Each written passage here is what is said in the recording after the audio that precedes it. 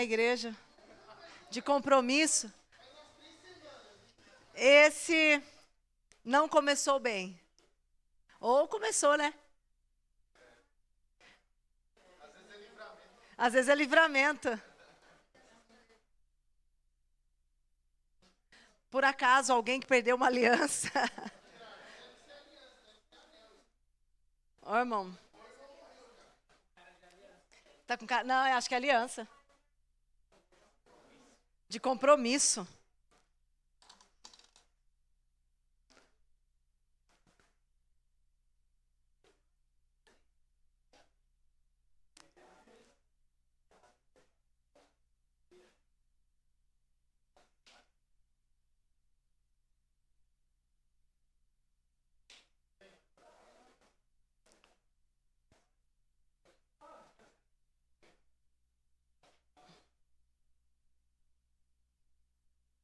Pastor, o Rafa te passou o horário, né?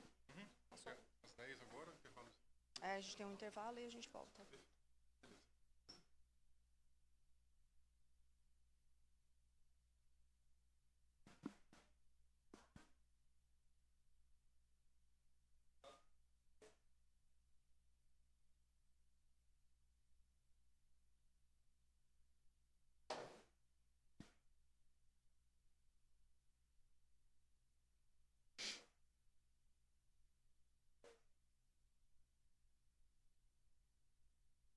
Vamos fazer um bem conhecido.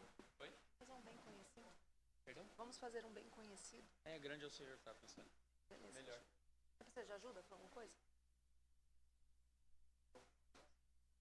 Eu acho que é até Sem conectar nada? sem conectar nada.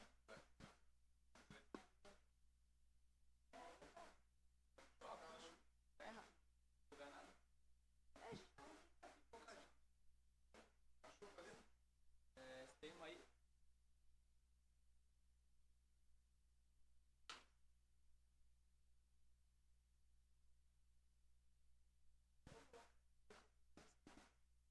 Oi, Vai perdão? só na voz mesmo. Vai na voz mesmo. Amém, queridos? Para não perdermos tempo, né, ganhar tempo.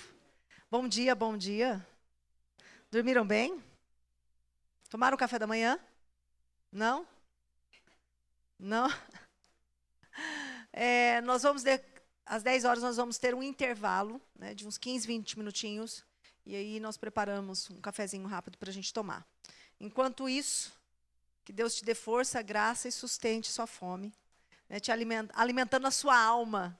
Amém, queridos? Vamos ficar de pé? Vamos agradecer a Deus por esse dia. Louvar o nome do Senhor. Você pode, por favor, fechar os seus olhos e começar a adorar a Deus aí com uma frase de gratidão ao Senhor pelo dia, pela oportunidade que temos de estar diante da presença dEle, ouvindo da palavra dEle, sendo ministrado, alcançando no Senhor sabedoria e entendimento. Ah, Senhor, muito obrigado. Obrigado por esse dia, Senhor. Obrigado pela tua presença neste lugar, ó Deus. Obrigado pela tua graça, misericórdia, ó Deus. Obrigado, ó Deus, pelo grande privilégio de podermos estar aqui na tua casa, ó Deus, para ouvir, para conhecer, ó Deus, um pouco mais da tua palavra. Obrigado, ó Deus, por este momento. Obrigado por esta igreja. Obrigado, ó Deus, pela vida do pastor Vinícius. Obrigado, Senhor. Obrigado por cada irmão que está aqui. Louvado seja o teu nome, ó Deus. Que tempo precioso. Fale conosco, ó Deus, de forma direta, Pai, em nome de Jesus, neste lugar. Muito obrigado. Em nome de Jesus, amém e amém. Amém, queridos? Nós vamos fazer um louvor. Só afinando aqui. Ah, mas não tem problema, os irmãos são tudo afinadinho. Amém. De manhã, então? Aí, essa voz grossa. Glória a Deus. Queridos, é o nosso último aba deste ano, né? Nós voltamos aí a todo vapor no mês de fevereiro. Tem sido um tempo muito bom, muito bom. A gente pensou num outro formato, uma vez por mês, nessas 4 horas. Né, e a gente tem tido um feedback bom da galera. Que diz que ficou um horário bom, só esqueceram de vir, né? Eu sei que eu não deveria nem estar falando isso aqui para os irmãos, porque os irmãos sempre estão, né? Mas acho que é motivo até de oração nossa mesmo, né? Deus, desperta um povo, né? Para que a gente, como igreja, cresça também em conhecimento. Amém? Então, nós voltamos para o ano que vem, no mês de fevereiro. Então, Deus tem grandes coisas para fazer em nosso meio. Em nome de Jesus. Amém? Deu tempo?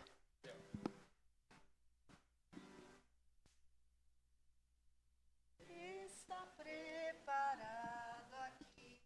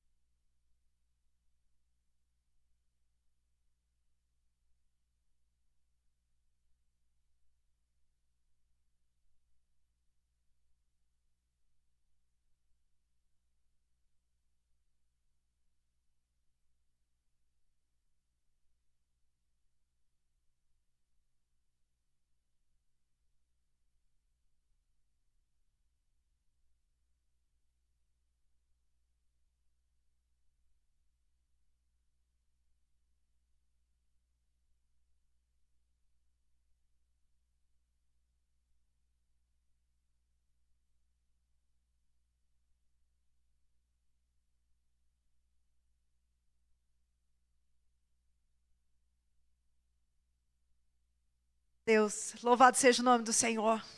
Você pode começar a adorar o nosso Deus que está neste lugar.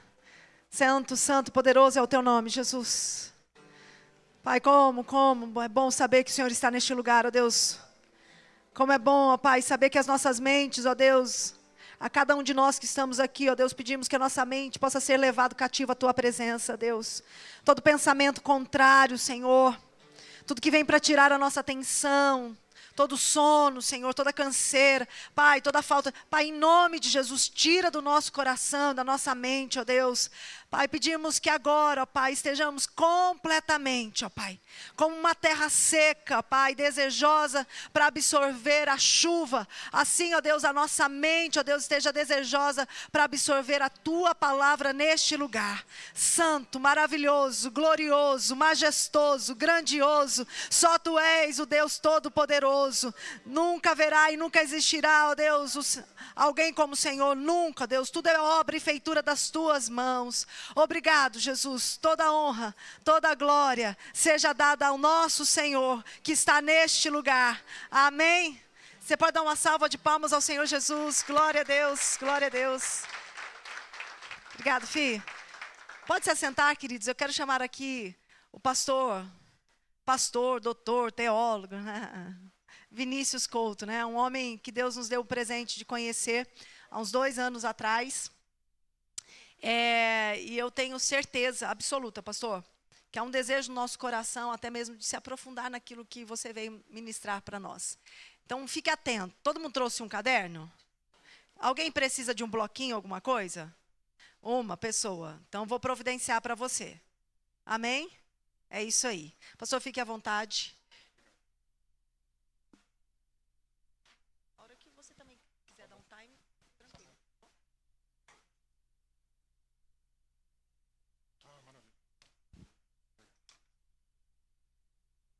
Muito bom dia, gente. Graça e paz para todos vocês, amém? Uma alegria poder retornar aqui, rever alguns irmãos, ter esse momento de troca também, a respeito de um assunto que lá atrás, há quase 2 décadas, eu morava ainda em Minas Gerais e via muitas pessoas com dúvidas com relação a essa questão da salvação, da doutrina da salvação. E eu, sinceramente, gostava muito de acompanhar os palestrantes e pregadores de tradição reformada. Tem algumas pessoas muito boas nessa tradição. Eu estava com um pezinho lá no calvinismo, né? Mas eu não conseguia ficar convicto de que a graça de Deus tem que ser irresistível. E eu não conseguia ficar convicto também de que simplesmente Deus elege para a salvação pessoas que Ele já, na eternidade passada, assim simplesmente quis, deixando outras também numa espécie de eleição, só que para reprovação.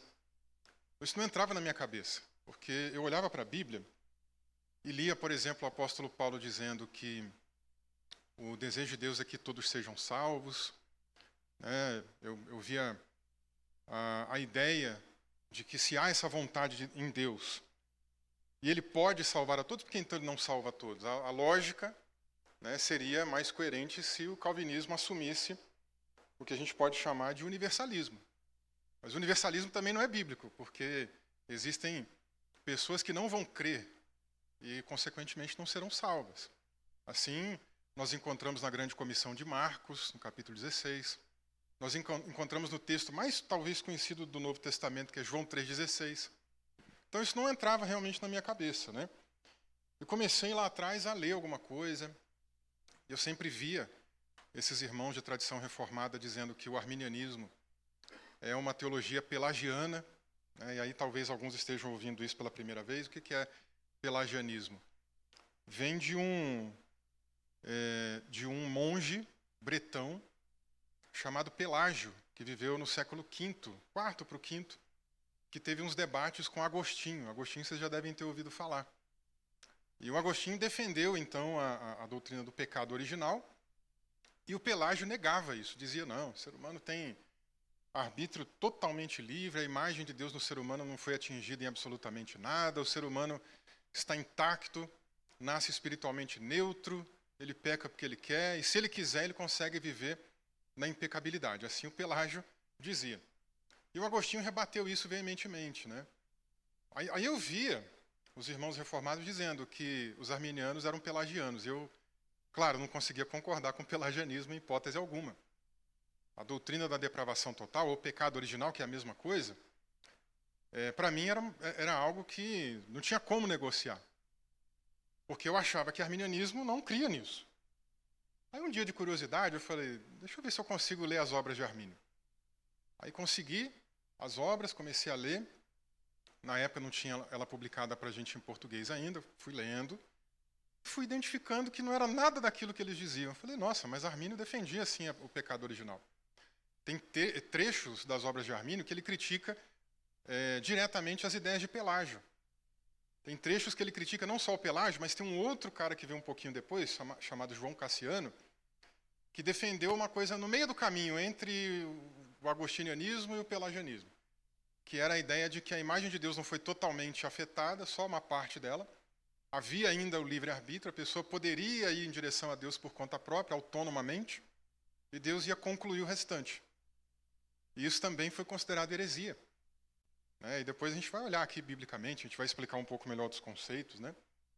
E eu percebi que também não dava para ser semi-pelagiano, ou seja, um adepto do João Cassiano, um cassianista. Não dava.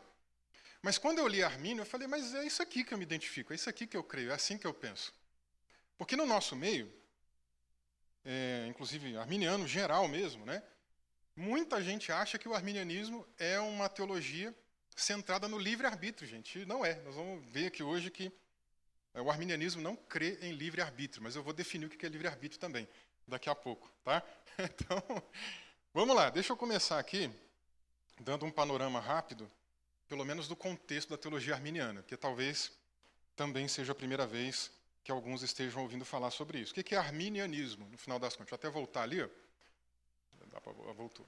Aquela imagem do fundo, uma imagem que a gente deixou um pouco mais distorcida, é uma das gravuras, uma das pinturas, melhor dizendo, que retratam o rosto de Armínio. Tá? Ele foi um pastor, primeiro ele foi pastor da Igreja Reformada em Amsterdã, e depois ele se tornou professor de teologia da Universidade de Leiden, nos Países Baixos.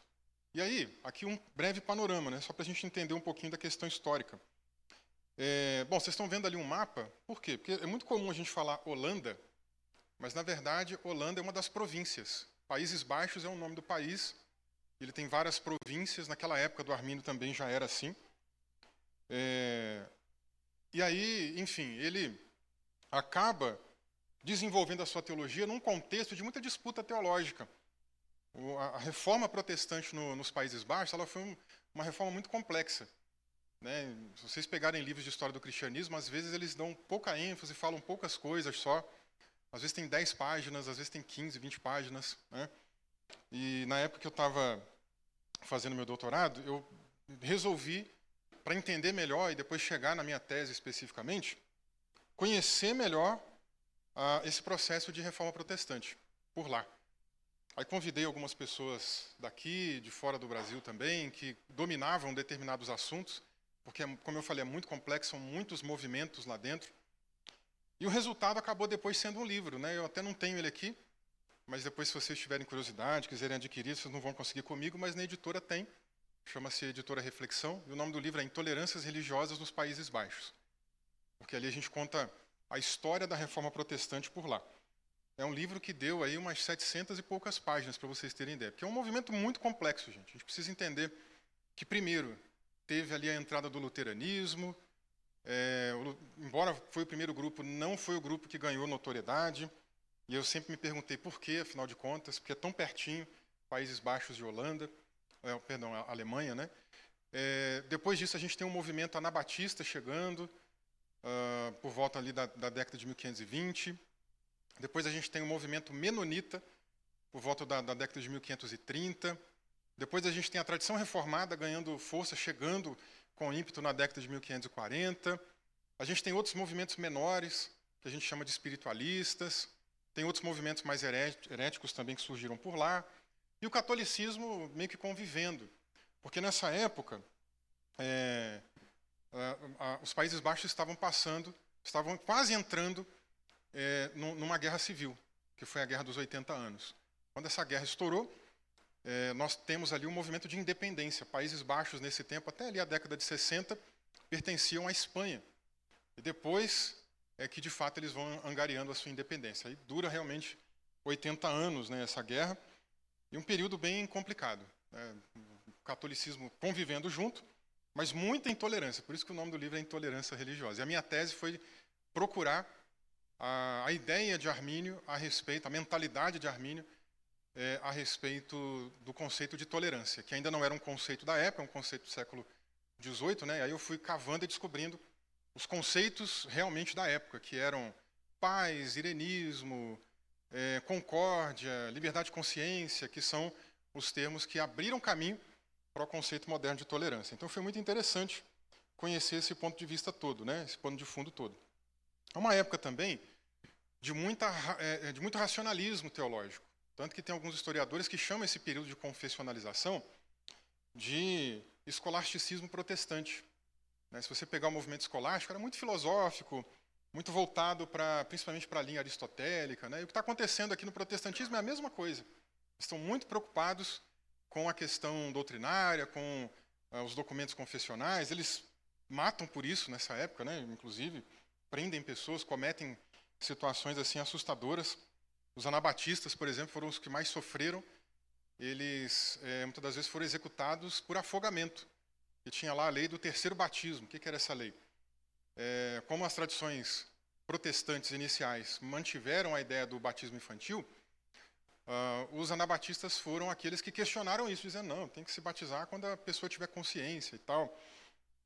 Então havia um segundo batismo, a pessoa era rebatizada numa fase adulta. E devido aos países ali, tanto católicos como protestantes, entenderem que isso era uma heresia, e heresia era crime no direito canônico da época, para vocês terem ideia, era chamado de crime de heresia mesmo, algumas pessoas chegavam a ser condenadas, e eles amarravam as mãos e as pernas das pessoas assim, e jogavam numa lagoa. Ou às vezes dentro de um barril, sabe aqueles barris grandes assim de vinho, de cerveja, eles jogavam a pessoa ali dentro também com as mãos e as pernas amarradas. E a pessoa era simplesmente, então, executada dessa maneira por afogamento. Mas a gente tem um período de muita racionalização da teologia.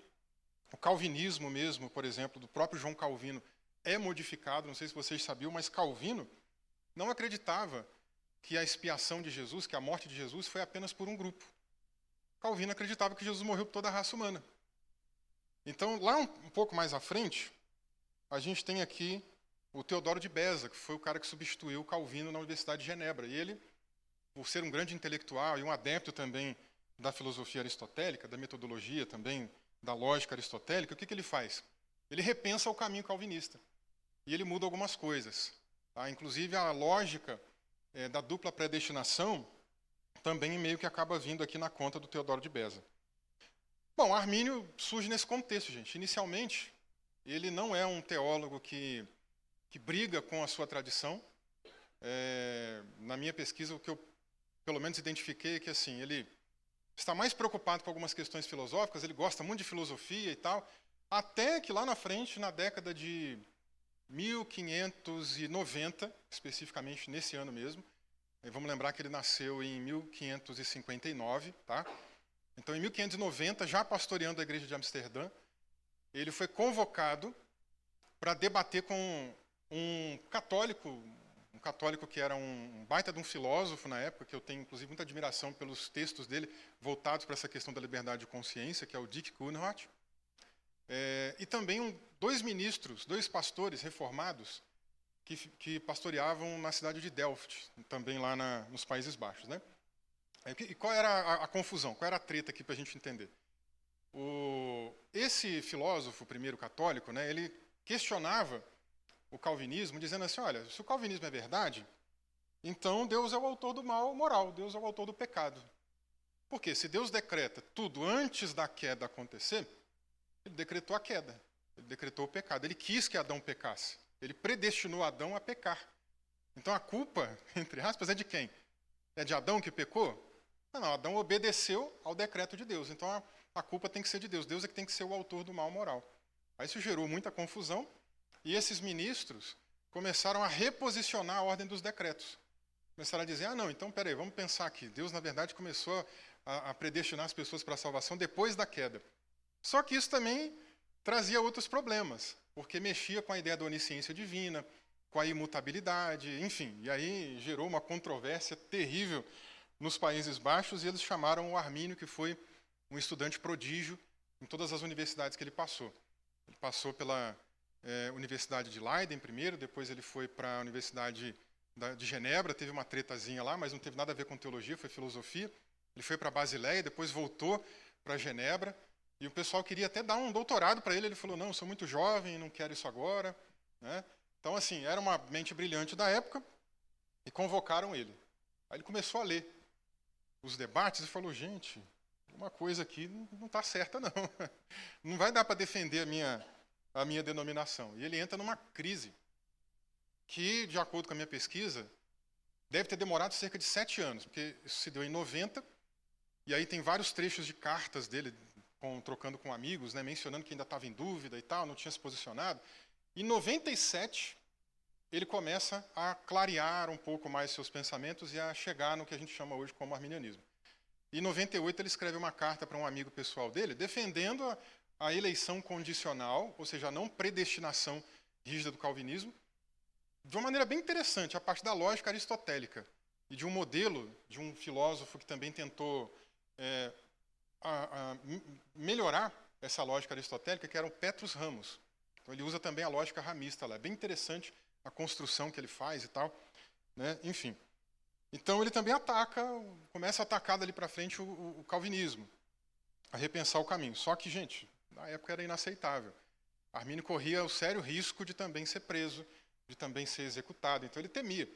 Né? Inclusive, na época que ele pastoreava, assim que ele assumiu a igreja, ele decidiu pregar naquele modelo que a gente chama de leitura continuada, léxio contínua, na carta de Paulo aos Romanos. Então, lá anos depois, ele chegou em Romanos 7. Deu uma baita confusão. Ele foi levado para o tribunal eclesiástico, ou seja, tinha uma instância da igreja, que era um tribunal que cuidava do direito canônico, que foi investigar o caso. Ele foi acusado de pelagianismo naquela época. Né? E aí depois ele chegou em Romanos 9. Aí deu outro problema, porque Romanos 9 tem vários textos complexos de serem interpretados. Né? E ele trouxe uma ideia diferente, não de dupla predestinação. Não tem lá Romanos 9:13, amei Jacó, aborrecia Esaú. Tem gente que interpreta como se fosse uma dupla predestinação.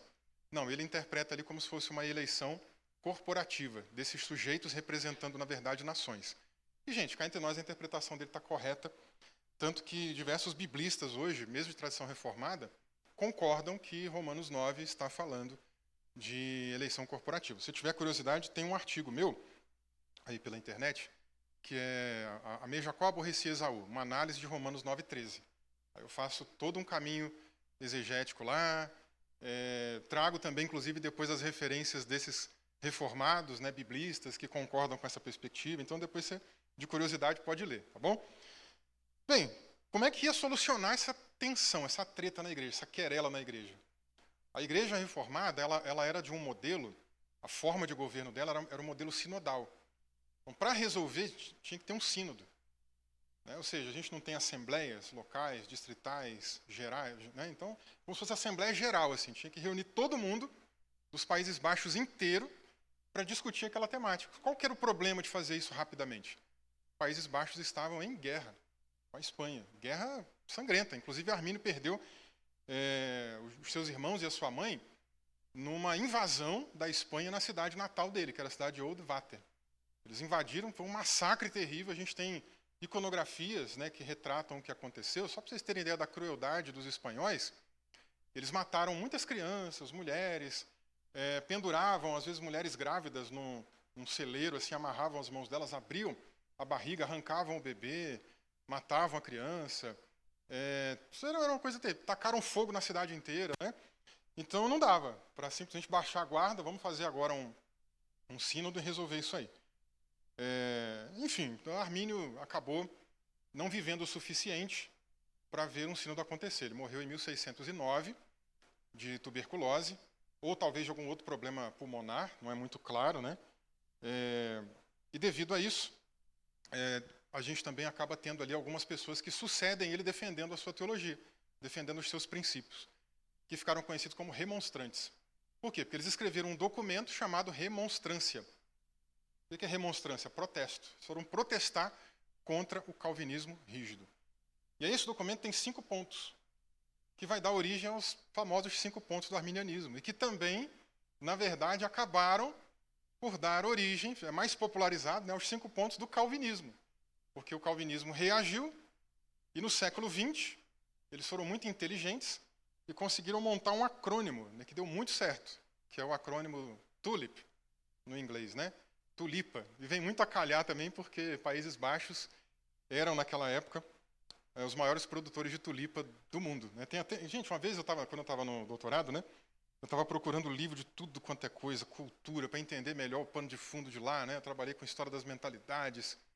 Aí tinha que entender política, sociedade, economia, para depois entrar na religião. Tinha que entender tudo primeiro. Né? Foi uma baita dor de cabeça, porque eu tive que ler muita coisa em 4 anos. Né? E aí eu me deparei com um livro que eu achei que estava discutindo religião, chamava Tulip Mania, Tulip Mania, né? Se a gente fosse pensar assim. Eu falei, isso aqui está discutindo o calvinismo, né?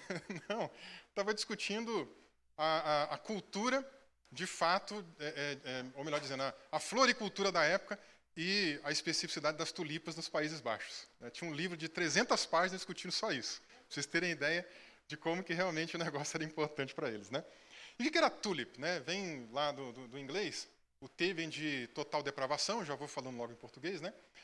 A letra U tem a ver com a eleição incondicional, a L, letra L, é de expiação limitada, ou seja, Jesus morreu apenas por um grupo de pessoas. A letra I é de graça irresistível, e a letra P é de perseverança incondicional dos santos, uma vez salvo, salvo para sempre. Tá? Basicamente são os pontos do calvinismo. Mas os remonstrantes que escreveram primeiro, em 1609, defendiam 5 outros pontos. E aí eu vou falar na ordem deles. Né? O primeiro ponto que eles defendiam, que mais tinha controvérsia na época, que era a eleição condicional. Ou seja, para eles não tem essa coisa de Deus foi lá e predestinou quem vai ser salvo, quem não vai ser salvo. Até existe sim predestinação, mas de uma maneira condicional e com base em presciência. Não na ideia que os calvinistas adotam. Tá? E do ponto de vista da teologia bíblica, faz muito sentido. Depois a gente vai chegar nisso daí. O segundo ponto, gente, da remonstrância, dizia respeito à abrangência da expiação. Por quem Jesus morreu? Não falei agora há pouco que o Teodoro de Beza mudou a teologia do Calvino, que a galera estava defendendo a ideia de que Jesus morreu só porque ele predestinou na eternidade passada? Pois é, aí os remonstrantes falam, não, Jesus morreu por todas e cada uma das pessoas. Expiação tem que ser ilimitada, universal. Bom, terceiro ponto é o pecado original. Depravação total não era um termo da época. Depravação total é um termo que surge mais em torno do final do século XVIII, principalmente em tradição evangelical. A gente pega ali os anglicanos, pega outros grupos também de avivalistas da época, Jonathan Edwards, por exemplo, que era um congregacional na América do Norte. Aí a gente vai tendo uma popularização desse nome. O próprio John Wesley mesmo chegou a usar esse termo no final da vida, mas usou bem pouco. Ele vai começar a ser popularizado a partir dali. Mas é a mesma coisa. Depravação total e pecado original são a mesma coisa. Tá? O próximo ponto, já que o pecado original traz a ideia de que é impossível a pessoa por si só chegar a Deus, porque ela não tem livre-arbítrio, então qual é o caminho? Tem que ser a graça de Deus. E aí o quarto ponto é a graça de Deus, que é preveniente, ela tem a iniciativa, né? Preveniente é um termo que Agostinho trouxe lá no século V, do latim, significa que vem primeiro, prevenir, no latim, né? Então a graça que vem primeiro, já que o ser humano não pode ir, a graça vem primeiro, mas num outro estágio, essa graça pode ser resistida. A pessoa pode dizer não para Deus. Né? E aí chegamos no quinto ponto, que é a segurança da salvação, que na prática, na época, eles ainda não tomam uma decisão concreta. Eles dizem assim, isso aqui a gente tem que estudar mais, se um verdadeiro cristão pode cair da graça, se apostatar da fé e vir a perder a salvação, a gente não tem como afirmar ainda, precisamos estudar. Eles estão repetindo Armínio também nas obras. Tá? E só depois, quando o Sínodo de Dort acontece, que foi em 1618 e 19, é que eles escrevem um novo documento revisando esse primeiro de 1609, e aí sim se posicionam a favor da possibilidade de apostasia. Se torna uma perseverança condicional dos santos, ou uma segurança condicional. Tá bom? Então, basicamente, um pouquinho do contexto histórico para a gente entender. E no mesmo ano que Armínio morreu, 1609, os Países Baixos fizeram uma trégua com a Espanha, um armistício de 12 anos. Então, vocês podem ver, 1609, o sínodo aconteceu em 18 e 19. Então, foi ali, nesse momento de armistício, que o sínodo aconteceu, que foi possível, digamos ali, parar os Países Baixos para realizar. Mas tem outros elementos por trás ainda, elementos políticos. Teve um golpe de Estado, por isso que os arminianos ou remonstrantes saíram muito prejudicados. Tá? Então, hoje a gente tem muito material sobre isso, se vocês tiverem curiosidade. Inclusive, nesse livro mesmo que eu comentei, Intolerâncias Religiosas nos Países Baixos, tem um capítulo meu analisando o Sínodo de Dort de maneira iconográfica. Eu, na época, descobri um monte de panfleto que ninguém nunca tinha dado um olhar mais específico para ele. Falei, olha, que legal, dá para discutir isso aqui. Eu comecei a analisar os panfletos e mostrar que, de fato, foi um golpe de Estado mesmo. Tá bom? Então, fica aí uma dica para a gente. Mas vamos entrar agora nos assuntos, né, gente? É possível, irmãos, que eu não conclua tudo, tá? Nesse assunto aqui, porque é muita coisa. Então, eu vou tentar focar no que é mais importante e talvez fale um pouquinho menos nos outros pontos. A minha ideia é falar dos 5 pontos, vamos ver até onde eu consigo chegar. Mas pelo menos o primeiro aqui, eu acredito que eu tenho que falar mais. Porque o primeiro, ele é aquele que envolve o livre-arbítrio, né? É aquela questão que eu comentei com vocês, que muita gente no cristianismo popular acredita que é a teologia arminiana. Lá atrás, gente, eu lembro que muitas das vezes às vezes até eu era convidado para dar palestra, né, e tal, e aí o pessoal montava um banner, alguma coisa assim, e colocava predestinação versus livre-arbítrio. Aí eu ficava, na hora que eu chegar lá e falar que não tem livre-arbítrio, o pessoal vai ficar doido, né? Tudo bem. É muito comum as pessoas pensarem isso. Mas vamos entender o que é esse primeiro ponto, né? Primeiro, gente, o termo mais antigo, teológico, é pecado original. Como eu falei com vocês, é o termo de Agostinho de Hipona. O que significa pecado original? Por que ele deu esse nome? É original por 3 razões. Primeira razão, porque tem origem no primeiro casal. O original vem dessa ideia da origem mesmo, né? Então tem origem no primeiro casal. Romanos 5,12 aí é um texto base super importante. Por um só homem entrou o pecado no mundo, pelo pecado a morte, e assim a morte passou a todos, porque todos pecaram. Se eu fosse explicar esse texto aqui, dava o evento inteiro, então eu não vou entrar muito nele. De curiosidade, se vocês também quiserem, tem uma coleção na editora Reflexão, a coleção Arminianismo, com vários autores, e aí o livro sobre depravação total fui eu quem escrevi. Se vocês tiverem curiosidade também, eu não tenho, tem na editora, é um livro mais curto, mais baratinho, vale a pena dar uma olhada, né? Porque lá eu cuido de, pelo menos num capítulo, de fazer análise bíblica, exegética, né? E aí você vai conseguir entender melhor os textos, que a gente não tem tempo aqui. Mas esse é o primeiro ponto, né? Tem origem no primeiro casal, por um só homem entrou o pecado no mundo. Quem é esse um só homem? É Adão. Lógico que Eva também entra na conta, mas aqui é uma ideia de responsabilidade, né? Aquilo que a gente chama na teologia de federalismo. Adão é o cabeça da humanidade, é o representante da humanidade, por isso que por um só homem entra. Por isso que Paulo também, em outro contexto, fala, por um só homem entra a morte, por outro homem, o segundo Adão, entra a vida. Em Adão nós morremos, em Cristo nós somos vivificados, né? Ele faz esse paralelo porque Cristo é o segundo cabeça federal, só que agora entrando na dinâmica de salvação, né? Segundo lugar, pecado original também é chamado assim porque está no ser humano. E aqui eu estou falando do sujeito, do indivíduo, de cada um de nós. Está no ser humano desde quando? Desde a nossa origem. O Salmo 51 aqui é interessante, né, Davi dizendo, eis que eu nasci em iniquidade, em pecado me concebeu a minha mãe. Esse texto, gente, é um texto de um salmo penitencial. Davi está confessando o seu pecado, é aquele contexto do pecado que ele cometeu com Batseba, que depois ele mandou matar o marido dela, né, Urias e tal.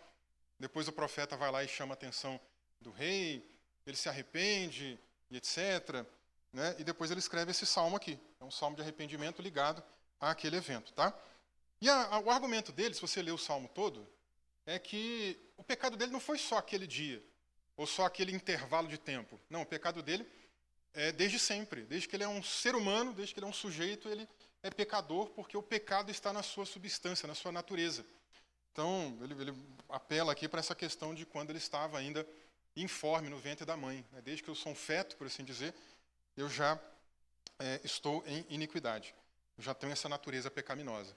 Né? E o próprio texto anterior também mostra os efeitos, né, o de Romanos 5,12, mostra os efeitos desse pecado de Adão na sua descendência. Então, por um só homem entrou o pecado e depois todos pecaram, diz ali a continuação do texto, né? Passou a todos, porque todos pecaram. Mas, em terceiro lugar, também é pecado original, porque é a origem de todos os outros pecados, que a gente faz distinção entre pecado original e pecado pessoal. O pecado original é esse que está na essência, na natureza do ser humano, na sua corrupção. Inclusive, o bebezinho, como a gente vê aqui, já nasce assim, com essa inclinação para o mal. Pecado original, essa inclinação é a vontade vergada para o pecado. E o pecado pessoal já é aquele pecado que a gente comete quando tem consciência, quando a gente tem responsabilidade moral por aquele ato. Então, isso é bom para a gente entender até a questão, tá, mas a criança peca? Peca. Né? Se eu voltar aqui, se eu adiantar aqui, o que acontece aí? Né? A gente tem aqui uma criança, um exemplo, uma imagem, né, de uma criança bem nervosa, bem brava, mas a criancinha, desde pequenininha, ela já tem esses impulsos. Você não precisa ensinar a criança a pecar. Está na natureza dela. Ela morde a mãe, ela faz pirraça, ela depois vem para a classinha aqui na igreja e briga com as outras crianças, não empresta o brinquedo, puxa o cabelo da outra, mente, você vai cobrar, ela mente. Eu lembro de um episódio, os meus filhos, eu tenho um casal de filhos, hoje, deixa eu voltar aqui de novo, eu tenho um rapaz de 19 anos e uma moça de 16. Quando eles eram bem pequenininhos, eu acredito que ali 2 e 4 anos de idade, que o intervalo deles é de 2 anos e meio, um deles quebrou, até hoje eu não descobri, eu brinco que até hoje eu não sei, não vou saber, só vou saber, talvez, se Deus quiser me revelar na glória, porque eu não sei se ele vai ficar revelando essas coisas pra gente, né? Tem gente que fica imaginando assim, eu vou chegar lá, vou perguntar, eu acho que ele não vai perguntar nada. Eu acho que a gente vai chegar lá e só vai querer adorar, né? Mas, enfim, um deles quebrou um vaso de planta da minha esposa.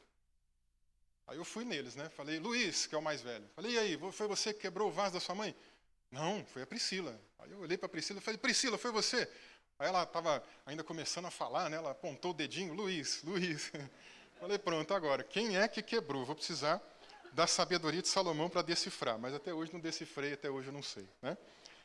Mas quem ensinou eles a mentir? Um dos dois estava mentindo. Quem ensinou? Não foi a gente. Eles tiveram o privilégio de nascer numa família já cristã. A gente não tinha mais esses hábitos, a gente já era nova criação, a gente já tinha mudado, a gente já era diferente. Então, quem ensinou? Esse é um ponto importante, né? Já está na natureza, na índole, a gente não precisa ensinar a criança a pecar.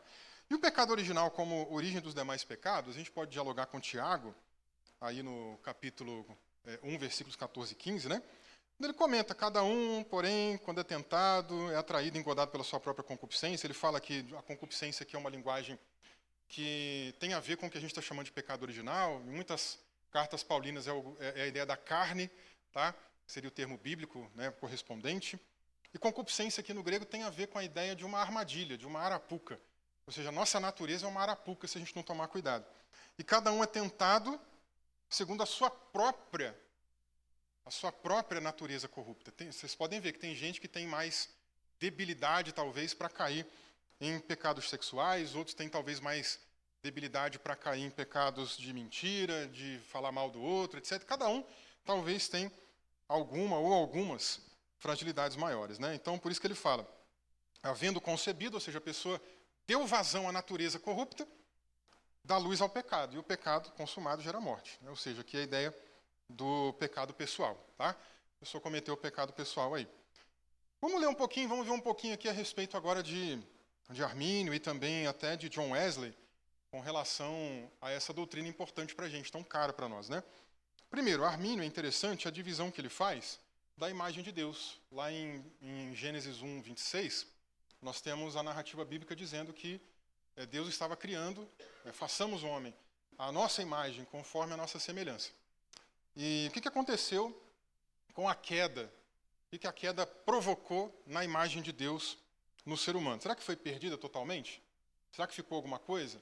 Essas eram as grandes discussões do século V, por exemplo, que a gente mencionou agora há pouco, tá? Mas Armínio, lá na frente, no século XVI, ele divide a imagem de Deus em imagem essencial e acidental. O que é imagem essencial? É aquilo que é da essência do sujeito. Se você tirar isso do sujeito, você tira a essência dele.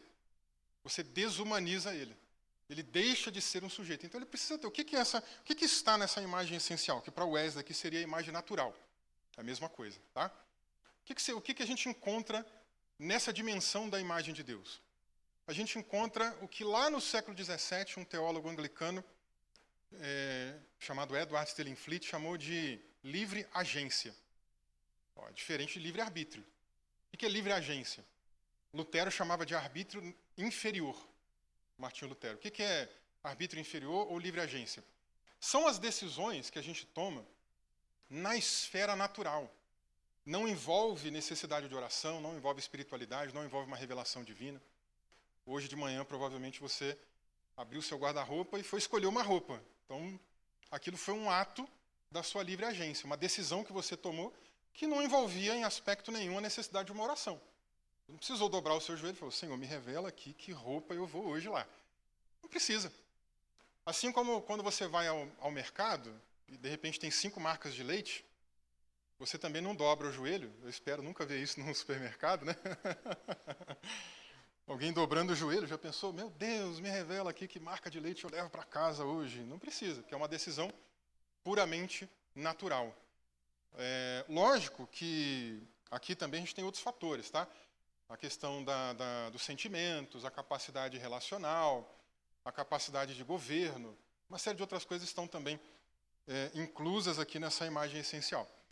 Mas o que acontece com essa dimensão da imagem depois da queda? Essa dimensão ela permanece no ser humano caído, mas permanece corrompida. Ela não é mais original, não está mais intacta, né? O pecado deformou essa imagem. Eu gosto muito dessa expressão porque não é à toa que nós lemos lá em Gênesis 1:26. Façamos o homem à nossa imagem conforme a nossa semelhança. A palavra hebraica lá, tselem, né? Ela tem a ver com a ideia de uma forma, de um formato. A humanidade em Adão foi criada nessa forma. Não na forma física, mas na forma moral. Na forma de outras habilidades que Deus comunicou, compartilhou com a criação. Tá? Agora, o que aconteceu com a queda? Deformou. Por isso que eu gosto desse radical, né? Deformou. Porque a gente vai para Romanos 8:29 e a gente tem o plano de redenção de Deus. Aqueles que ele conheceu de antemão, ele também predestinou para quê? Para serem conforme a imagem do seu Filho. Então, ali a gente já pode pensar numa reforma. Se a imagem foi deformada, Deus quer colocar a gente novamente naquela forma inicial, original, né, que, na verdade, vai ser até melhor com a glorificação. Vai ser melhor do que a original lá que Adão tinha. Tá? Então, enfim, essa é a imagem essencial. E a imagem acidental? É onde está o livre-arbítrio. O que é livre-arbítrio? É um termo que a gente não encontra na Bíblia, é um termo do período patrístico dos pais da igreja nos primeiros séculos da era cristã, e diz respeito, irmãos, às decisões espirituais. Diz respeito às decisões espirituais. Não é o que eu falei, vou abrir o guarda-roupa e escolher uma roupa, vou no mercado escolher um leite. Não é isso. A ideia aqui envolve a espiritualidade. Tá? Então, o que acaba acontecendo com a queda? A queda deforma e elimina, retira do ser humano esse aspecto da imagem acidental. Por isso que Armínio chama de acidental também, porque a teologia clássica falava de imagem natural e moral, veja que John Wesley até usa essa terminologia, né? Mas ele preferia acidental por quê? Para não cair no erro do calvinismo, de que a queda foi promovida por Deus, né? Predestinada por Deus. Não, foi um acidente. Deus não queria que isso acontecesse, embora ele soubesse que aconteceria. Mas ele não predestinou para que isso acontecesse. Então, é um acidente. Tá? E com isso também há uma perda dessa condição que era inata em Adão. A descendência de Adão não tem mais isso. E o termo bíblico para isso, gente, é a ideia da morte, né, que a gente vai discutir daqui a pouco. É a linguagem bíblica da morte espiritual. Tá? John Wesley, por sua vez, dividia a imagem de Deus em natural, política e moral. Natural é a mesma coisa que essencial, moral é a mesma coisa que acidental. Tá? São as mesmas categorias. Agora, o que é a imagem política? Já é uma dimensão da imagem de Deus que diz respeito à capacidade de governo, à governabilidade humana. E aí ele discute isso, ele destrincha isso, inclusive para as questões relacionais. O ser humano foi criado com a capacidade de se relacionar com Deus, mas a queda retirou isso, né? Por isso que é a morte espiritual, a alienação, vou explicar daqui a pouco. Então isso não tem mais. Mas há ainda no ser humano outras capacidades relacionais, consigo mesmo, por exemplo, com o próximo e com a criação. Agora, como ficou isso depois da queda? Também deformado, corrompido. Não é mais como era originalmente. Isso aqui dá assunto para muitos dias para a gente discutir. Então, é muita coisa envolvida aqui e interessante também. Mas vamos lá, vamos ver algumas questões bíblicas agora. Vamos começar por esse texto de Romanos 3,10, que é o texto talvez mais importante para a gente entender a ideia da perda do livre-arbítrio. Como está escrito, não há um justo, nenhum sequer, não há quem entenda, não há quem busque a Deus.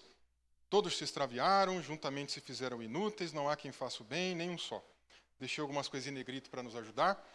Mas vamos lá. Primeiro, né, não há nenhum justo. Por quê? O que Paulo está dizendo aqui?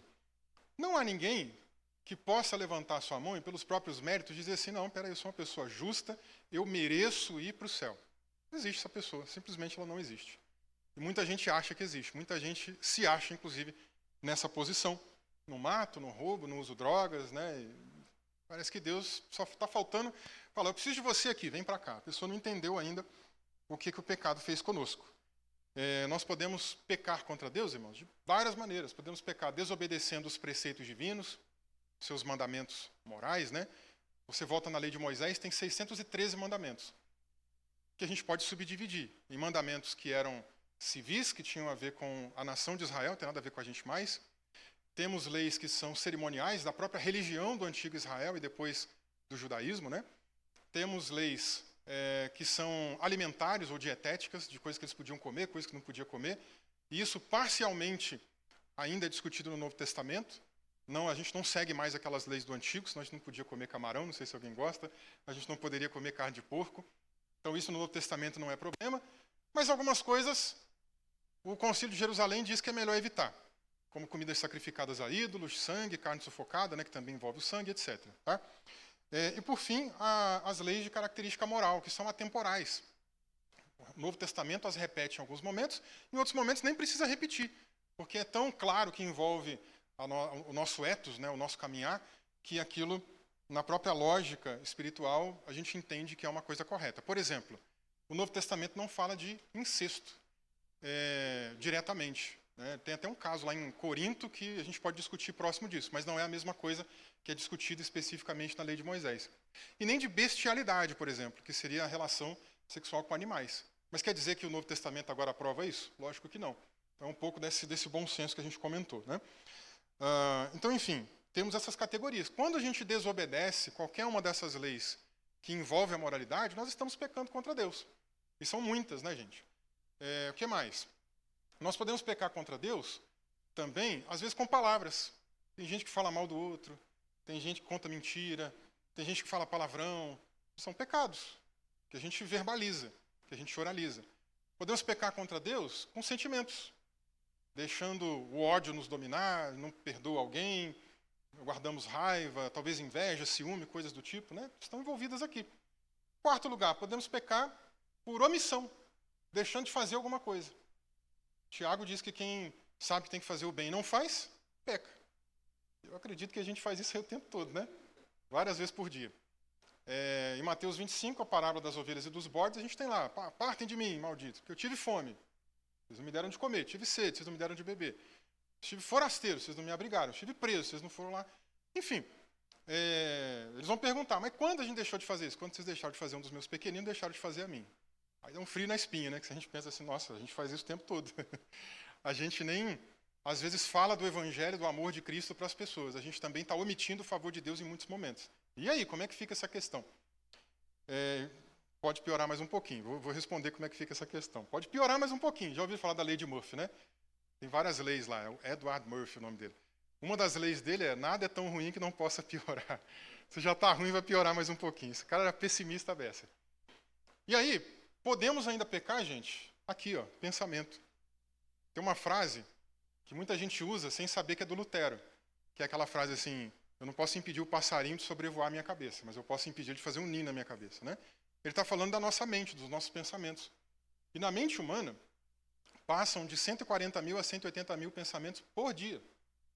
Por dia. Se você tiver 3 pensamentos impuros por dia, em um ano, isso dá mais de 1000 pecados por ano. Fora os outros. Então, se a gente colocasse uma balança, sabe aquelas balanças antigas de 2 lados assim? E começasse a colocar as boas obras ali de um lado. Eu faço isso, eu faço aquilo, eu faço caridade, eu visito. Beleza, maravilha, Deus seja louvado por isso. Agora, põe do outro lado as más obras. Vai pesar tanto que é impossível a gente tentar equilibrar esse lado da balança. Então, como é que a gente sai disso? Aí é o conceito da graça de Deus, gente. A graça de Deus é o caminho para solucionar essa dinâmica, né? Aliás, eu estou até com aqui, ó, graça, em grego é isso aqui, né? É a graça de Deus é a resposta, é a solução. Dentre vários sentidos da palavra graça, a gente encontra a própria ideia de um favor imerecido, que é bem popularizada, né? Mas é isso, esse é o caminho para que a gente tenha salvação. Então, por isso, não há nenhum justo.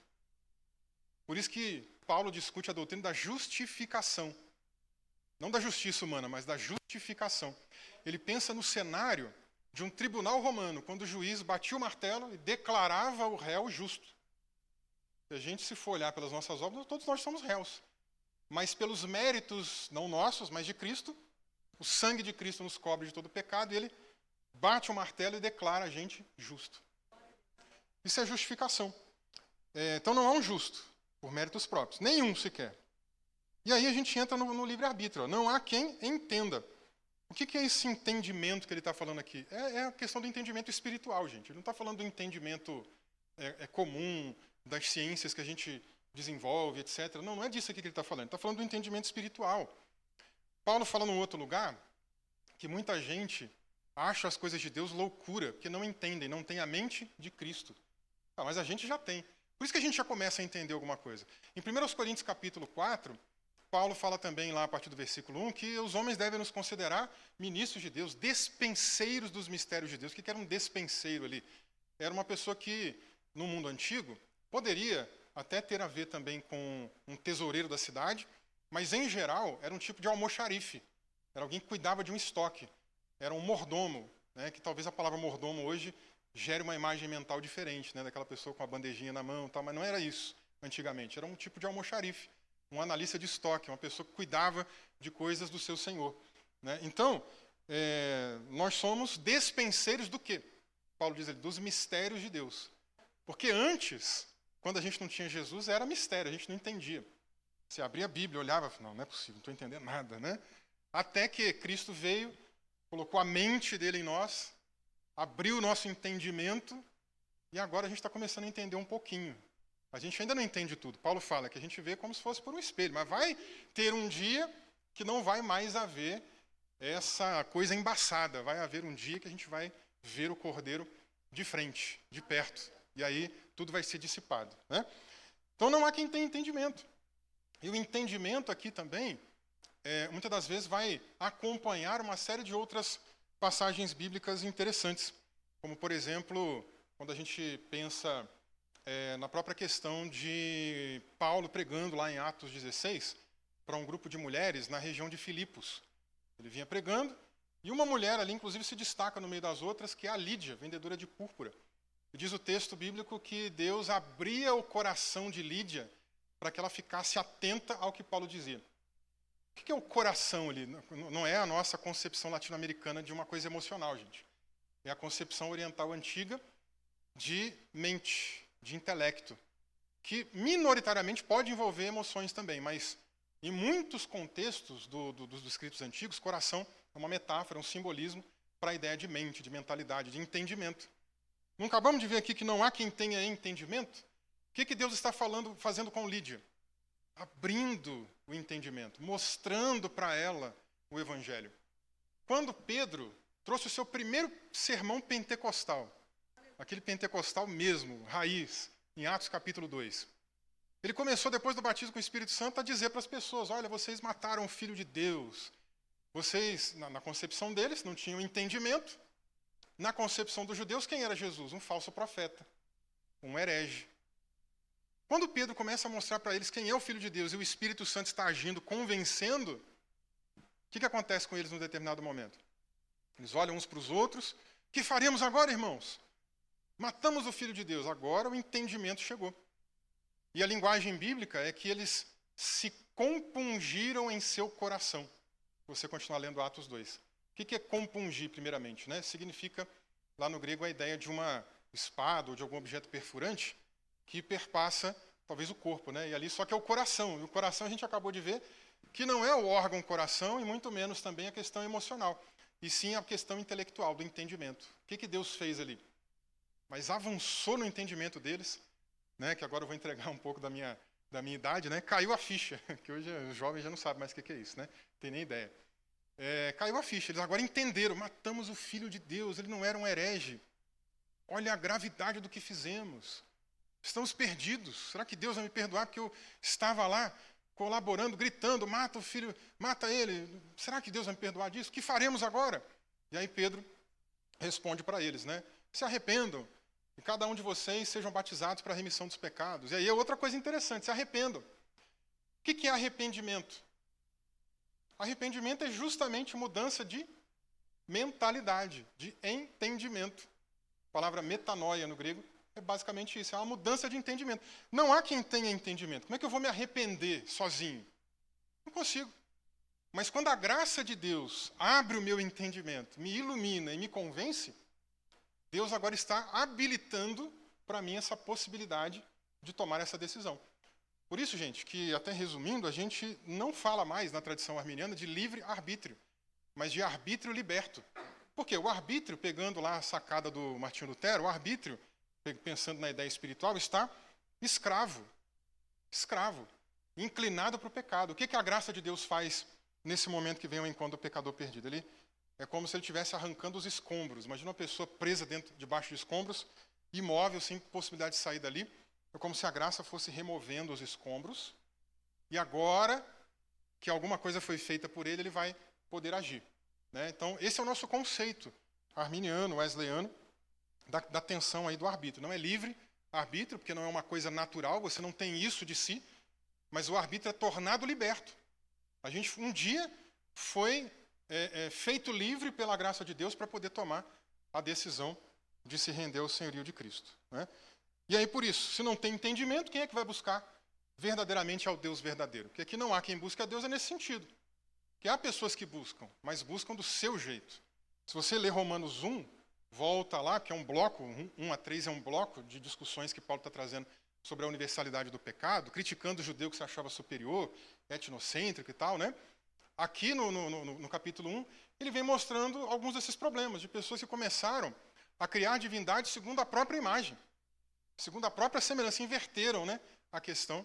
Começaram a adorar répteis, começaram a adorar astros, começaram a adorar objetos, começaram a adorar pessoas mortas. Paulo critica isso lá.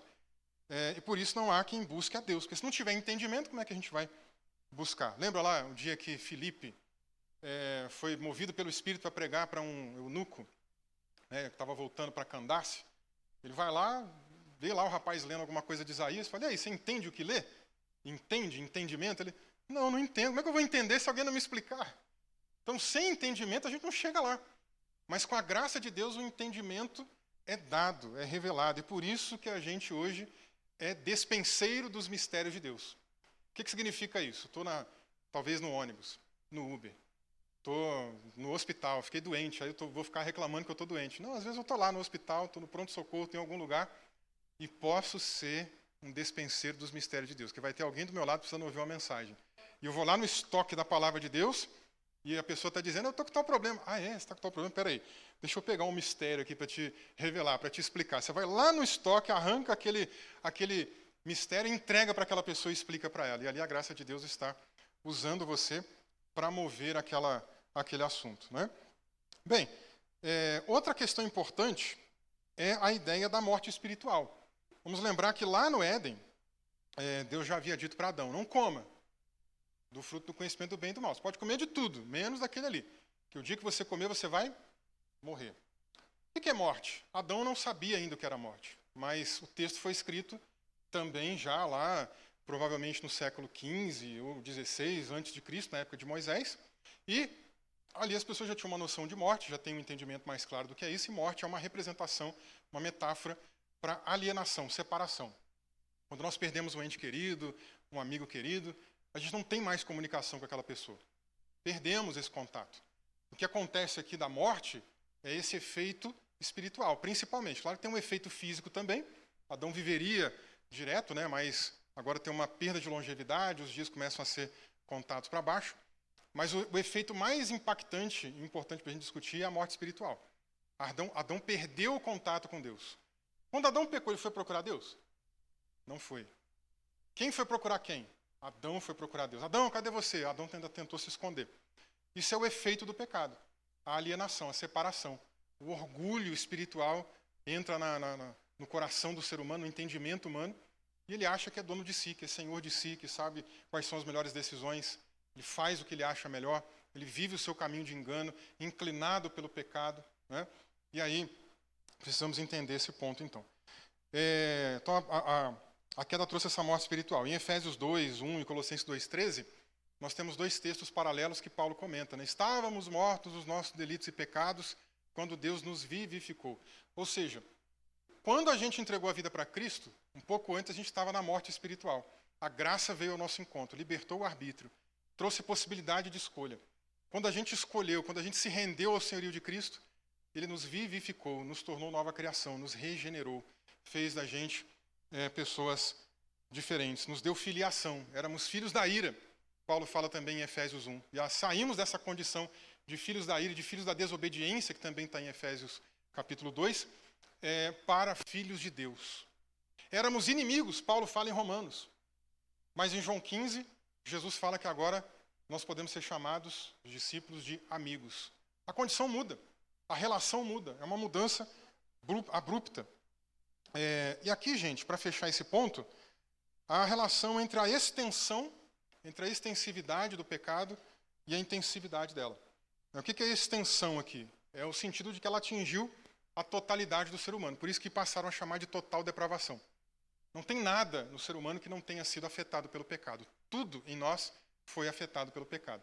Se a gente partir de uma perspectiva tridimensional do ser humano, né, ou tricotômica, né, corpo, alma e espírito, ou que seja dicotômica também, né, como a alma e espírito sendo a mesma coisa, o importante é a gente entender que tudo em nós foi afetado pelo pecado. Não teve nada que ficou sem esse impacto. Sabe lá na mitologia grega, a ideia do Aquiles, que uma deusa foi lá, mergulhou ele num lugar e deixou ele protegido da cabeça aos pés, menos no calcanhar.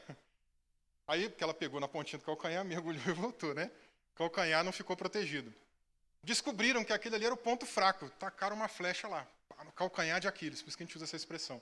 E aí ele foi derrotado. Não, no conceito bíblico antropológico não existe isso. A totalidade do ser humano foi afetada pela queda. Tá? Então essa é a extensão. Mas quer dizer que a gente é muito mal quanto a gente poderia ser? Não. A gente é mal por natureza. Mas há um freio divino da graça mexendo nessa situação para impedir que as coisas fiquem piores do que já estão. Pensou o mundo como é hoje? Poderia estar muito pior, se não fosse pela graça de Deus. Então, Jesus aqui em Mateus 7 fala algo assim: se vocês, porém, sendo maus, é interessante aqui, essa tradução está muito boa, porque não é estando maus, né? Hoje eu estou de um jeito, amanhã eu estou de outro. Não, é uma essência, vocês são maus. A essência de vocês é a maldade. Mas veja lá, se vocês que são maus por natureza, sabem fazer boas coisas a quem? Aos seus filhos. Aí Jesus está mostrando um pouco dessa depravação também. Por quê? Porque o bem que eu faço não é o bem genuíno, verdadeiro. O bem que a gente faz, se não for movido pela graça, ele é um bem, na verdade, egoísta. É um bem seletivo. A gente faz o bem para quem, diz aqui? Para os filhos. Claro que o contexto aqui é para os fariseus, mas cabe para a humanidade. A gente faz o bem para os nossos filhos. Passar na rua, ver um morador de rua, falar: vem cá que eu vou salvar a sua vida. Vou investir na sua vida, vou colocar você para morar em algum lugar, eu vou te dar educação. A gente não faz, isso a gente não tem coragem. Mas por um filho nosso, a gente vira madrugada, a gente trabalha até tarde, a gente faz um monte de coisa, a gente vai até a China se precisar. Mas por um desconhecido, a gente não tem esse mesmo empenho, esse mesmo ímpeto, né? Então isso só mostra um pouco dessa falsa bondade seletiva, tá? Eu disse, né, irmãos, que eu não conseguiria provavelmente finalizar os 5 pontos. Mas para dar uma resumida, e a gente, quem sabe, numa outra ocasião, num outro momento, a gente pode avançar. A gente tem aqui o outro ponto, que é a eleição condicional, que basicamente parte do princípio de que se nós estamos naquela condição caída de depravação total, como a gente vai poder ser salvo? Se não for por uma atuação divina. A iniciativa não tem que ser divina, então a eleição condicional basicamente vem dessa ideia. Deus vem primeiro. Nós vamos falar da graça daqui a pouco, mas Deus vem primeiro. Ele elege, com base na sua presciência. Né? A gente citou Romanos 8, 29 agora há pouco, os que conheceu de antemão, foi o que eles predestinou. Não necessariamente para a salvação naquele contexto, mas é o que ele predestina para os salvos, que é o contexto de Romanos 8, 29. Não é a salvação para o sujeito, mas é uma dádiva para o sujeito que ele previu a salvação, que ele previu a fé e a perseverança final. Tá? Ali é a restauração da imagem de Deus, naquele contexto de Romanos 8, 29. Mas Pedro tem um outro texto mais interessante na primeira carta, em que ele diz que nós somos eleitos segundo a presciência de Deus Pai. Ou seja, se Deus, que sabe todo o futuro, sabe tudo que vai acontecer, né, das pessoas que vão crer até o fim, que vão perseverar até o fim, o que ele faz então com tais pessoas? Ele já as elege de antemão. Tá? Só que a presciência divina é uma coisa importante, ela não é predestinadora, ela é, na verdade, constatativa. Deus constata o que vai acontecer e, por causa disso, ele toma as decisões, então, embasadas nessa situação. É diferente de, por exemplo, a visão calvinista. A visão calvinista pode até eliminar a ideia de presciência, porque o que Deus conhece, ele não conhece simplesmente antecipadamente, ele só conhece porque ele já jogou o futuro para lá, ele já definiu tudo que vai acontecer, milimetricamente, todas as ações, tudo que vai acontecer ele já determinou, e aí ele olha para o futuro e fala, eu decidi isso, isso e isso. Ele não constata, ele na verdade já definiu o que vai acontecer, é uma dinâmica bem diferente, que dá um nó na cabeça da gente de vez em quando, né, discutir isso aqui, mas no outro momento a gente pode discutir mais, né? Então deixa eu pular aqui esse ponto. Porque se Deus nos elege condicionalmente, como uma condição, espera-se uma resposta humana, que é a ideia da condição. Vamos lembrar de João 3,16? Deus amou o mundo de tal maneira que deu seu Filho unigênito, para que todo aquele que nele crê, não pereça, mas tenha vida eterna. E quem não crê? Na grande comissão de Marcos, ide, pregar o evangelho a toda criatura. Quem crê será salvo. Quem não crê, está condenado. Então há uma condição que Deus estabeleceu. Só que para que essa condição não seja uma coisa que não aconteça na prática, porque o ser humano tem como tomar a decisão, a gente viu agora que não. Aí entra o terceiro ponto agora, que é a graça de Deus. Para que isso seja consolidado na história humana, na nossa esfera, a graça de Deus tem que vir nos possibilitar esse caminho. Por isso que a gente fala de, inclusive, estágios da graça, né, de um caminho de salvação. Via salutis é uma expressão em latim para caminho da salvação. A salvação está num caminho. E aí, na perspectiva wesleyana, eu acho interessante esses estágios da graça, né?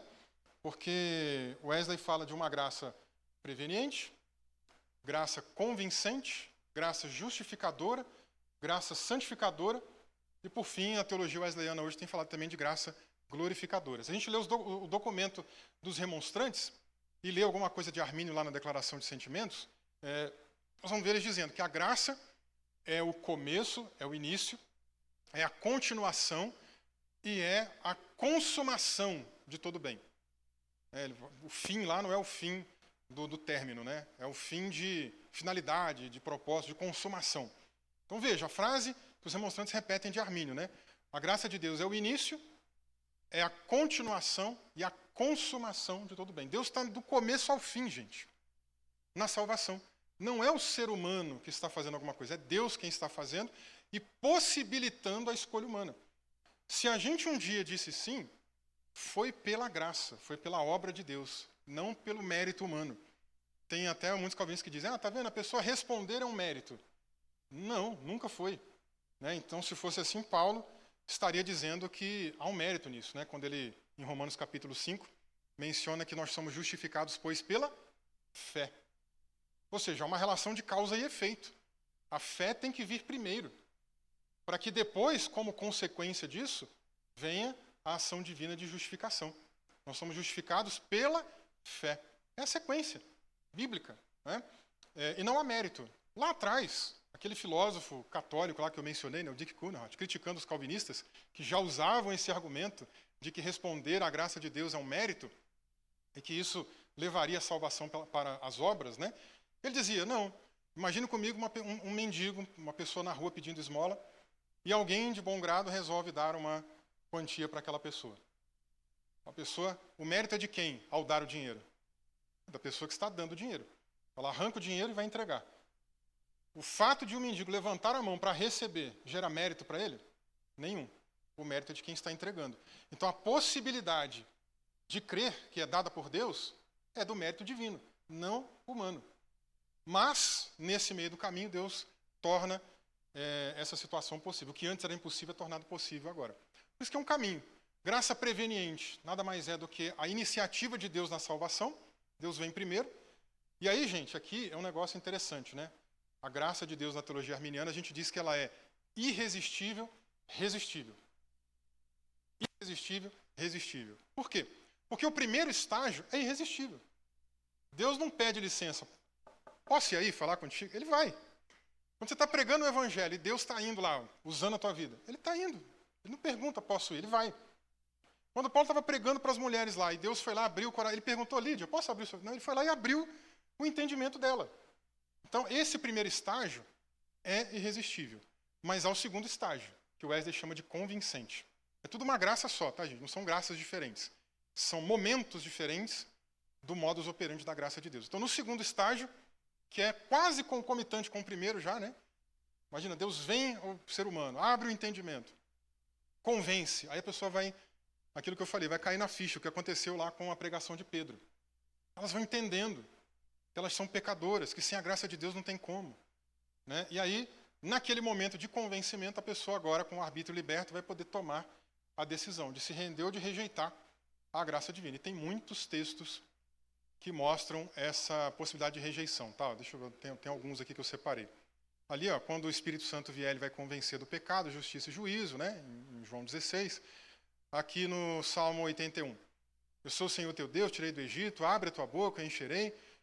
Mas o meu povo não ouviu minha voz. Israel não me quis. O povo de Israel rejeitou a Deus em algum momento. Jeremias aqui, ó, ele fala também de profetas que foram enviados lá para falar com o povo, mas não ouviram, nem inclinaram seus ouvidos, andaram nos seus próprios conselhos. Olha lá, mais para baixo. Tenho enviado insistentemente todos os meus servos, os profetas. Contudo, não me deram ouvidos, nem inclinaram seus ouvidos, e endureceram a sua cerviz. Mateus 23 é um texto bem emblemático, né? No lamento de Jesus. Ele fala, Jerusalém, Jerusalém que mata os profetas. É dessa época aí de Jeremias e outros períodos. E Deus enviava profetas. E o que eles faziam? Às vezes até matavam os profetas. Estevão, quando foi apedrejado até a morte, ele acusou o povo exatamente disso. Vocês estão fazendo igual os nossos antepassados, os nossos pais. Vocês estão rejeitando o Espírito Santo. Então é possível a pessoa rejeitar. A pregação de Estevão foi longa. Ele trabalhou muitos assuntos. Mas o povo foi ficando bravo, rejeitando a mensagem, rejeitando, não Estevão, rejeitando o próprio Cristo e o Espírito Santo. Ele acusa eles disso. E aqui Jesus diz, né? Quantas vezes eu quis ajuntar os teus filhos debaixo das minhas asas, como a galinha faz com um pintinho. Mas vocês não quiseram. Lucas 7,30. É interessante esse texto aqui. Os fariseus e os peritos da lei rejeitaram o propósito de Deus para eles, não sendo batizados por João. Essa tradução da NVI é muito boa. Propósito aqui no grego é a palavrinha bulema. Ela aparece lá em Romanos 9 também. Os calvinistas gostam dessa expressão para falar de uma vontade de Deus que ninguém pode ir contra ela. Só que aqui está dizendo exatamente o contrário. Deus tem um plano para aquele povo, mas o que aquele povo faz? Rejeita tal plano. Né? E assim sucessivamente, gente. Tem muitos outros textos. Eu não vou dar sequência, senão a gente não termina essa parte. A expiação ilimitada nada mais é do que a ideia de Jesus ter morrido por toda a raça humana. Temos uma releitura calvinista dos textos que falam disso. Por exemplo, Deus amou o mundo. O que é mundo para eles? É o mundo dos eleitos. Para a gente, não. A gente entende que mundo ali, a gente pega lá o vocábulo grego cosmos, né? E entende que mundo pode ser traduzido de 5 maneiras. Mundo pode ser traduzido como o planeta Terra, não faz sentido. Deus não amou o planeta Terra de tal maneira, né, que aquele que crê, o planeta Terra não vai crer. Pode ser o universo, também não faz sentido, pela mesma ideia, né, o universo não crê. Pode também ser mundo no sentido de algo corrupto, caído, falido, também não é o caso, né? O mundo caído é inimigo de Deus, então não tem sentido nenhum. Em quarto lugar, pode ser também adorno. Pedro até usa nesse sentido, tem uma ocorrência na Bíblia só com esse sentido de adorno. Pedro fala lá para as irmãs naquele tempo, né? Olha, não seja o homem interior de vocês, o cabelo enfeitado, não sei o que, os vestidos, as joias, etc. e tal, mas sim uma vida piedosa, né, devocional e tal. Então, enfim, o que ele está dizendo ali é justamente dessa ideia dos adornos, dos enfeites, que a gente acaba tirando o foco do Evangelho de Cristo para outras coisas que são supérfluas e secundárias. Né? Talvez para facilitar a ideia, hoje a palavra cosmético que a gente usa é derivada também dessa palavra cosmos que a gente acabou de mencionar. E por fim, gente, só pode ser a quinta opção, que é a raça humana. Deus amou a raça humana de tal maneira que deu o seu filho, né? Temos muitos outros textos, deixa eu ver aqui, pelo menos um que eu acho muito importante. Esse aqui de 1 Timóteo, capítulo 4, versículo 10. Para isso trabalhamos, somos injuriados, pois esperamos no Deus vivo, que é salvador de todos os homens, principalmente dos fiéis, de todas as pessoas. Deus salva todos. É o que a gente chama de redenção obtida. Jesus foi lá e morreu por todas as pessoas. Quer dizer que Jesus morreu por todos, pagou pelo pecado de todos. Todos já estão salvos? Não. Que a gente faz uma distinção entre a redenção obtida, que é o que Cristo fez no Calvário, e redenção aplicada, que é quando a pessoa se arrepende e crê, e a salvação acontece, é direcionada a ela, né? Então ali, principalmente dos fiéis. Por quê? Quem são os fiéis? Essa tradução não é boa. A palavra fiéis ali, na verdade, porque a palavra derivada do grego de pistis, para fé, pode ser fé e fidelidade. Mas aqui a ideia é de crentes, especialmente dos crentes. Deus é salvador de todos, principalmente dos crentes, que já se renderam ao senhorio de Cristo, né? Fiéis, aqui a gente pode pensar numa linguagem que muita gente usava antigamente, né? Para os fiéis da igreja, os crentes da igreja, né? Podemos pensar assim. Esse aqui é um texto interessante também, de 2 Pedro 2:1, falsos profetas que inclusive vão negar o Senhor que os resgatou, trazendo a ideia de que Jesus morreu pelos falsos profetas, mas a gente sabe que os falsos profetas não serão salvos, né? Então, enfim, é um texto bem interessante. E fechando, segurança da salvação, basicamente envolve a ideia de que em Cristo Jesus, uma linguagem bem paulina, em Cristo é aquela linguagem de Jesus também em João 15. Jesus não usa exatamente a mesma linguagem, mas ele usa da metáfora. Meu pai é o viticultor, eu sou a videira verdadeira, né? Vocês são ramos enxertados. Então, quando a gente é enxertado em Jesus, nós usufruímos de todos os benefícios da expiação. Mas fora do organismo, do corpo de Cristo, não tem vida, né? Jesus fala bastante sobre isso em João 15 lá. Então, a segurança da salvação está, de fato, definitivamente ligada à união mística com Cristo. Fora de Cristo não tem possibilidade de ser salvo, né? Agora, isso abre para a discussão da perseverança, se é possível perder a salvação ou não, né, e etc., que Armínio é bem confuso nessa questão. Os remonstrantes depois tomaram a sua decisão. Wesley defendia a possibilidade, sim, de apostasia, a possibilidade de também se arrepender na apostasia e recuperar a salvação. Mas não, gente, naquela visão popular que as pessoas têm, sabe? Pequei, perdi a salvação. Pedi perdão, recuperei a salvação. Pequei de novo, perdi de novo. Parece que tem um anjo lá da borracha, né? Vou apagar o nome dele. Ih, arrependeu de novo? Pediu perdão? Peraí, traz a caneta de volta, né? Não é assim, não é nessa dinâmica. Aquilo lá, na verdade, só traz uma ênfase maior, né, nos textos bíblicos que falam dessa questão do nome escrito, da segurança mesmo, né? Deus dizendo, se você for fiel até o fim, de maneira nenhuma você vai ser lançado fora, né? Você está seguro comigo, né? É uma garantia para aquele povo que vinha sofrendo muitas perseguições no primeiro século, né? Gente, não dá mais, né? Já extravasei aqui, mas eu fecho para a gente ir para o intervalo. Deus abençoe vocês. E, em seguida, a gente continua com a programação. Então, vamos lá. Amém. Amém. Nós temos um cafezinho.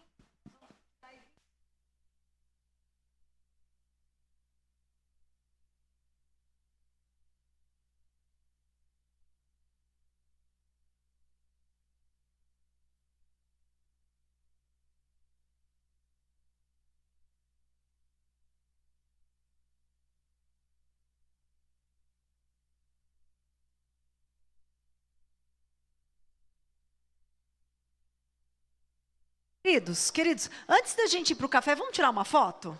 Podemos? Vou pedir para todo mundo vir aqui ao altar, vamos tirar uma foto? Para postar uma foto bem bonita? Que a gente sempre acaba esquecendo no final, né, pastor? Essa aula ela está sendo gravada. Nosso irmão Diego está lá no serviço dele. Deus abençoe, Diego, obrigado. Vamos aqui à frente?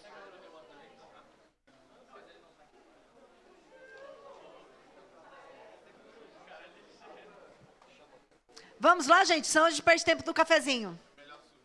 Subir, vamos. Bora. Vem, tá. Vai ter. Pastor, depois você pode disponibilizar para a gente os slides? Sim? Ah, já está com o pastor Rafa. Temos colinha, então. E aí, Caio?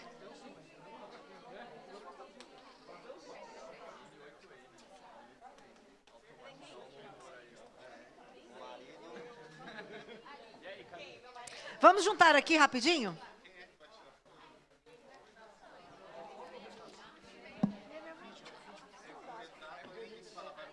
Manda mensagem pro Diego tirar uma foto aí, automático.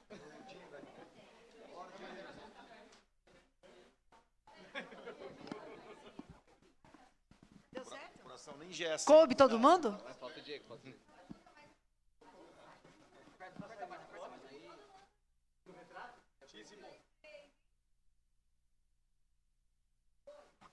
Valeu, gente. Cafezinho, bora lá.